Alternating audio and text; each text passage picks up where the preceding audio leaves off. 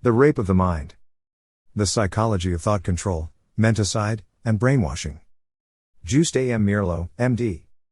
Instructor in Psychiatry, Columbia University Lecturer in Social Psychology, New School for Social Research, former Chief, Psychological Department, Netherlands Forces. 1956. Narrated by Skeptical Waves. Chapter 18. Freedom, Our Mental Backbone.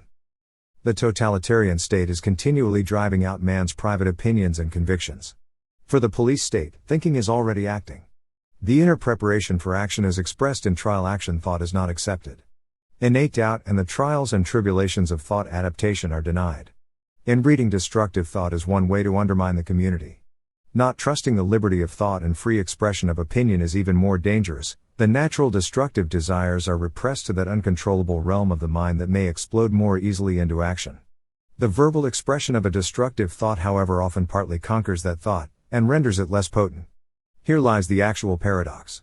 Condemning antisocial thought not yet put into action provokes a short circuit of explosive action. Every piece of logic may have its dangerous implications. Inquisitional murder took place in the service of high ideals. If we cannot gamble with the innate good sense of man, a free and peaceful society are impossible, a democracy is impossible. Moral culture begins and ends with the individual. Only the cult of individual freedom, individual possession, and individual creativity makes man willing to curb instinctual desires and to repress destructivity. Man is not only a social being. Somewhere away from the crowd and the noise, he has to come to grips with himself, God and nature. In order to grow, he needs reserve and isolation and silence. In addition to his mechanical devices and machines, he needs to get back to nature, to camp out of doors by himself. Somewhere along the line, he has to be the maker of some of his own tools, as a shoemaker or a healer or a teacher. Without being thrown on his own and knowing loneliness, man is dwarfed, he is lost among the waves of overpowering human influence and a sea of coercive probabilities. The democratizing action of psychology. The deepest conviction of the power of psychological understanding came to me in my protracted mental struggles with a man who held membership in a totalitarian organization. He came to me for psychological advice during the Nazi occupation of Holland, and I knew that I had to be careful to avoid discussing politics with him. In those days, free expression of opinion could be severely punished, and my patient would have reported me if I had said anything suspicious. However, as my therapy of passive listening liberated him from his personal tensions, the patient became more humane. He developed an increasing respect for the individual personality as such, and sometimes grew very critical of the Nazis' callous treatment of human life and human dignity. As time passed, he dissociated himself more and more from his totalitarian political friends. This was indeed courageous, for, especially at that time, the turn from collaboration toward nonconformism was usually interpreted as high treason. In his last visits before we agreed that he was cured, we spoke of our mutual faith in the dignity of the individual and our confidence in the decisions of the mature adult as to the path of his own interests.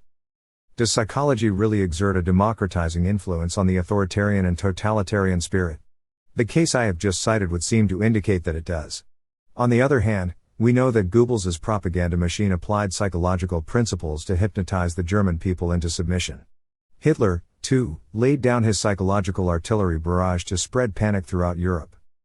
In Nazi Germany, all psychoanalytic treatment was controlled by psychology's own Führer, Goering's brother. Certainly the science of suggestion, hypnosis, and Pavlovian training can be used to enlist cowardly, submissive followers for a program of despotism. These uses of psychological knowledge are perversions of both the principles and the purposes of psychology. Intrinsic in the psychological approach, and above all in psychoanalytic treatment, is an important element that fosters an attitude diametrically opposite to the totalitarian one. The true purpose of psychology, and especially of its mental health branch, is to free man from his internal tensions by helping him to understand what causes them. Psychology seeks to liberate the human spirit from its dependency on immature thinking so that each man can realize his own potentialities. It seeks to help man to face reality with its many problems, and to recognize his own limitations as well as his possibilities for growth. It is dedicated to the development of mature individuals who are capable of living in freedom and of voluntarily restricting their freedom, when it is indicated, for the larger good. It is based on the premise that when man understands himself, he can begin to be the master of his own life, rather than merely the puppet either of his own unconscious drives or of a tyrant with a perverted lust for power.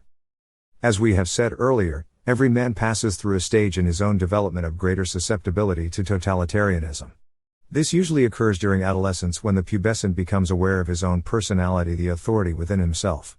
In not accepting this responsibility, he may look for a strong leader outside the home. At an earlier age in infancy, the more unconscious patterns of compulsion and automatic obedience are laid.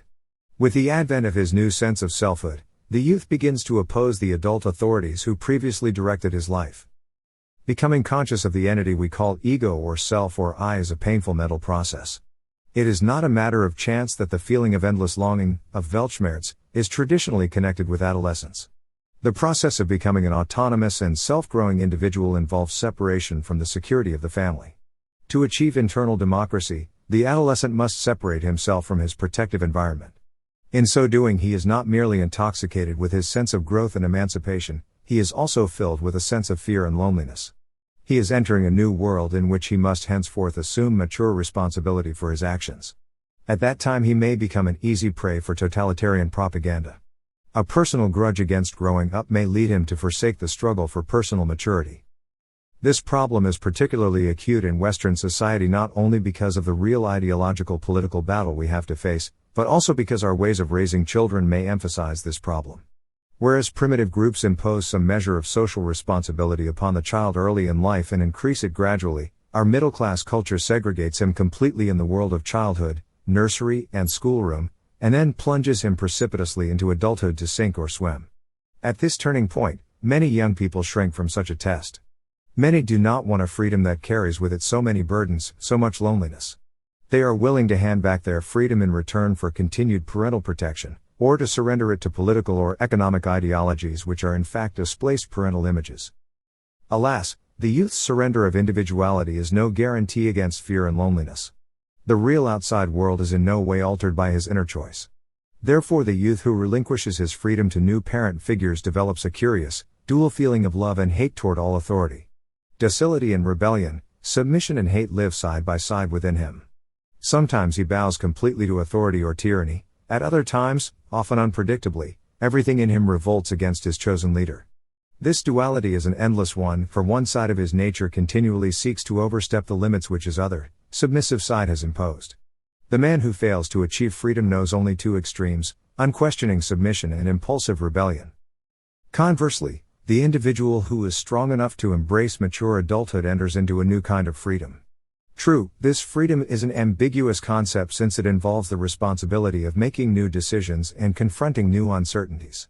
The frontiers of freedom are anarchy and caprice on the one side and regimentation and suffocation by rules on the other. If only we could find an easy formula for the mature attitude toward life.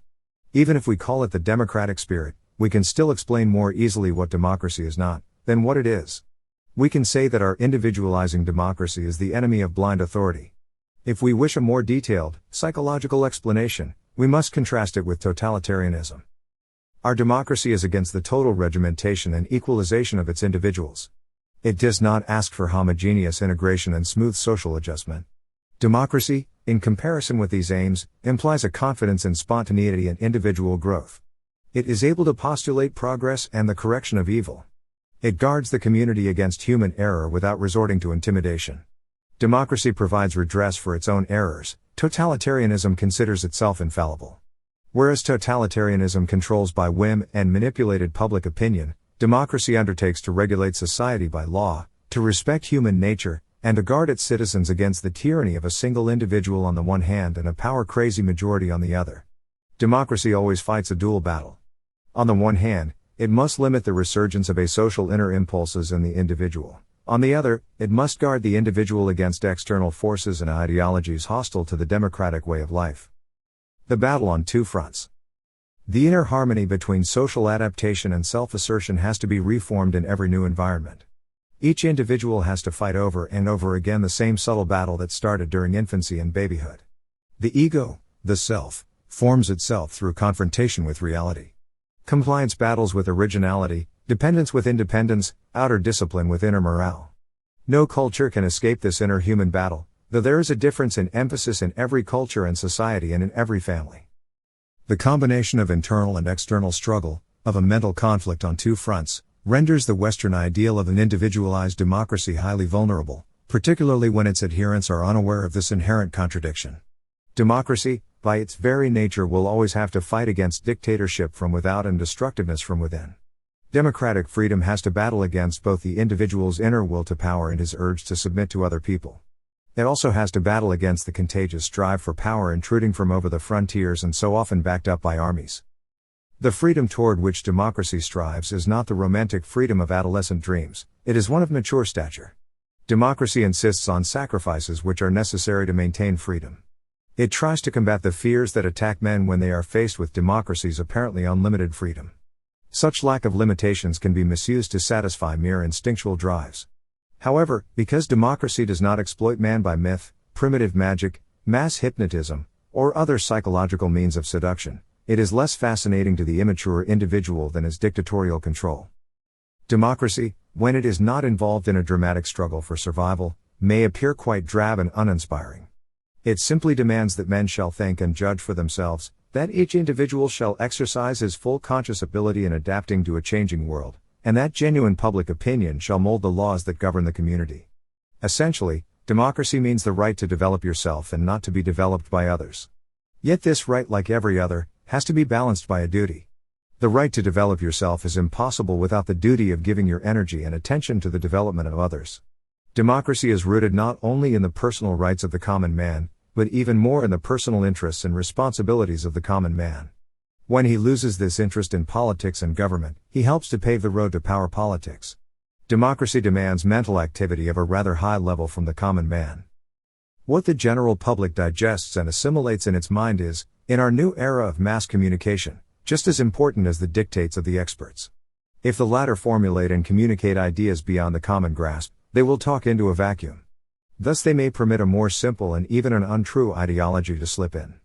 It is not enough that an idea is only formulated and printed, we have to take care that the public can participate in the new concept. The mystery of freedom is the existence of that great love of freedom. Those who have tasted it will not waver. Man revolts against unfair pressure. While the pressure accumulates, he revolts silently, but at some critical moment it bursts into open revolt. For those who have lived through such an outburst, freedom is life itself. We have learned this especially in the days of persecution and occupation, in the underground, in the camps, and under the threat of demagoguery. We can even discover it in the totalitarian countries where nonetheless the terror, the resistance goes on. Freedom and respect for the individual are rooted in the Old Testament, which convinced man that he makes his own history, that he is responsible for his history. Such freedom implies that a man throws off his inertia, that he does not cling arbitrarily to tradition, that he strives for knowledge and accepts moral responsibility. The fear of freedom is the fear of assuming responsibility. Freedom can never be completely safeguarded by rules and laws. It is as much dependent on the courage, integrity, and responsibility of each of us as it is on these qualities in those who govern. Every trait in us and our leaders which points to passive submission to mere power betrays democratic freedom. In our American system of democratic government, three different powerful branches serve to check each other: the executive, the legislative, and the judiciary. Yet when there is no will to prevent encroachment of the power of one by any of the others, this system of checks, too, can degenerate. Like adolescents who try to hide behind the aprons of parental authority rather than face mature adulthood, the individual members of a democratic state may shrink from the mental activity it imposes. They long to take flight into a condition of thoughtless security. Often they would prefer the government, or some individual personification of the state, to solve their problems for them. It is this desire that makes totalitarians and conformists. Like an infant, the conformist can sleep quietly and transfer all his worries to Father State. When the intellectuals lose their self-control and courage and are possessed only by their fears and emotions, the power of those with prejudice and stupidity gains. Since within each of us lie the seeds of both democracy and totalitarianism, the struggle between the democratic and the totalitarian attitude is fought repeatedly by each individual during his lifetime. His particular view of himself and of his fellow men will determine his political creed. Coexisting with man's wish for liberty and maturity are destructiveness, hate, the desire for power, resistance to independence, and the wish to retreat into irresponsible childhood. Democracy appeals only to the adult side of man. Fascism and totalitarianism tempt his infantile desires. Totalitarianism is based on a mechanized narrow view of mankind. It denies the complexity of the individual and the struggle between his conscious and unconscious motivations. It denies doubt, ambivalence, and contradiction of feelings. It simplifies man, making him into a machine that can be put to work by governmental oil. In every psychoanalytic treatment there comes the moment when the patient has to decide whether or not he will grow up. The knowledge and insight he has gained have to be translated into action. By this time he knows more about himself, his life has become an open book to him. Although he understands himself better, he finds it difficult to leave the dreamland of childhood, with its fantasies, hero worship, and happy endings. But, fortified with a deeper understanding of his inner motivation, he steps over into the world of self-chosen responsibility and limited freedom. Because his image of the world is no longer distorted by immature longings, he is now able to function in it as a mature adult. Systematic education toward freedom is possible. Freedom grows as the control over destructive inner drives become internalized and no longer depend on control from the outside, on control by parents and authorities. It is the building up of our personality and our conscience ego and superego that is important. Nor can this development be brought about in an enforced and compulsive way as tyrants and dictators try to do. We must develop it through free acceptance or rejection of existing moral values until the inner moral person in us is so strong that he is able to go beyond existing values and can stand on his own moral grounds.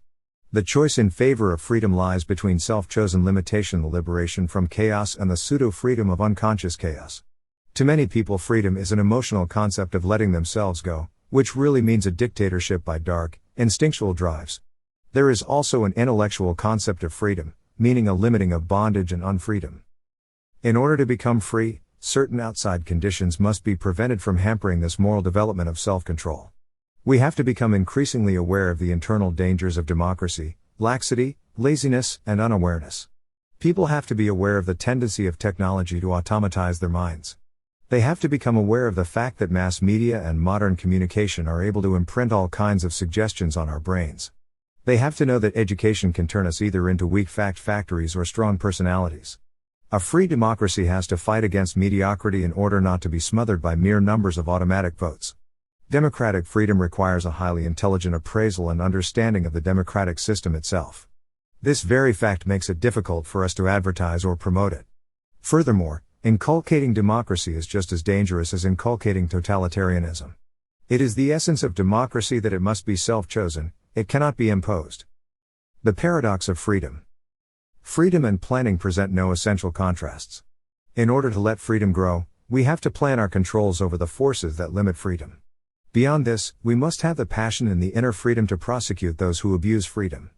We must have the vitality to attack those who commit mental suicide and psychic murder through abuse of liberties, dragging down other persons in their wake. Suicidal submission is a kind of subversion from within. It is passive surrender to a mechanized world without personalities. It is the denial of personality. We must have the fervor to stand firmly for freedom of the individual, for mutual tolerance and dignity, and we must learn not to tolerate the destruction of these values. We must not tolerate those who make use of worthy ideas and values only to destroy them as soon as they are in power. We must be intolerant of these abuses as long as the battle for mental life or death goes on. It cannot be emphasized too strongly that liberty is only possible with a strong set of beliefs and moral standards. This means that man has to adhere to self-restrictive rules, moral rules, in order to keep his freedom. When there is lack of such internal checks, owing to lack of education or to stereotyped education, then external pressure or even tyranny becomes necessary to check on social drives. Then freedom becomes the victim of man's inability to live in freedom and self-control. Mankind should be guaranteed the right not to hear, not to conform, and then the right to defense against psychological attack and against intervention in the form of perverted mass propaganda, totalitarian pressure, and mental torture. No compromise or appeasement is possible in dealing with such attitudes. We have to watch carefully lest our own mistakes in attacking personal freedom become grist for the totalitarian's mill. Even our denunciation may have a paradoxical effect. Fear and hysteria further totalitarianism. What we need is careful analysis and understanding of such phenomena. Democracy is the regime of the dignity of man and his right to think for himself, the right to have his own opinion, more than that, the right to assert his own opinion and to protect himself against mental invasion and coercion.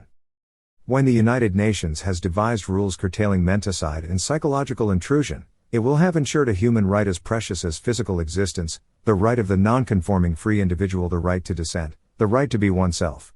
Tolerance of criticism and heresy is one of the conditions of freedom. Here we touch on another crucial point related to the technique of governing people. There is a relationship between over-centralization of government, mass participation, and totalitarianism. Mass participation in government, without the decentralization that emphasizes the value of variation and individuality and without the possibility of sound selection of leaders, facilitates the creation of the dictatorial leader. The masses then transfer their desire for power to him. The slave participates in a magic way in the glory of the master. Democratic self-government is determined by restraint and self-limitations, by sportsmanship and fairness, by voluntary observance of the rules of society and by cooperation. These qualities come through training. In a democratic government, those who have been elected to responsible positions request controls and limitations against themselves, knowing that no one is without fault. Democracy is not a fight for independence but a mutually regulated interdependence. Democracy means checking man's tendency to gather unlimited power unto himself. It means checking the faults in each of us. It minimizes the consequences of man's limitations. The future age of psychology. Let me repeat what I said at the very beginning of this book. The modern techniques of brainwashing and menticide, those perversions of psychology, can bring almost any man into submission and surrender. Many of the victims of thought control, brainwashing, and menticide that we have talked about were strong men whose minds and wills were broken and degraded. But although the totalitarians use their knowledge of the mind for vicious and unscrupulous purposes, our democratic society can and must use its knowledge to help man to grow, to guard his freedom, and to understand himself. Psychological knowledge and psychological treatment may in themselves generate the democratic attitude, for psychology is essentially the science of the just milieu, a free choice within the framework of man's personal and social limitations. Compared with the million-year span of human existence and evolution, civilization is still in its infancy. Despite historical reversals, man continues to grow, and psychology, no matter how imperfect now, will become one of man's most powerful tools in his struggle for freedom and maturity.